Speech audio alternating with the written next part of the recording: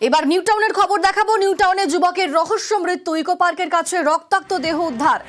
খুন নাকি দুর্ঘটনা তা খতিয়ে দেখছে পুলিশ। আমাদের সঙ্গে রয়েছেন প্রতিনিধি অনুপ। এখনো পর্যন্ত সেই যুবকের পরিচয় সম্বন্ধে জানা যাচ্ছে কিছু? পুলিশের তদন্তে কি আপডেট পাওয়া যাচ্ছে? যেমন নাম বা পরিচয় কিছু না গেলেও কিন্তু ইতিমধ্যে সেই যুবক বর্ধমানের বাসিন্দা এমনটা কিন্তু পুলিশ জানতে পারছে।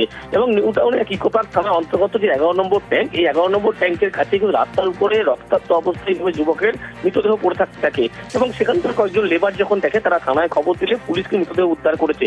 পুলিশের যে প্রাথমিক অনুমান যে দুর্ঘটনার জেরে মৃত্যু হতে পারে এমনটা মনে করছে, কিন্তু অন্যদিকে যে লেবার রুম, সেই লেবার রুম থেকে কয়েকটি ফোন চুরির গতকাল রাতে ঘটেছিল।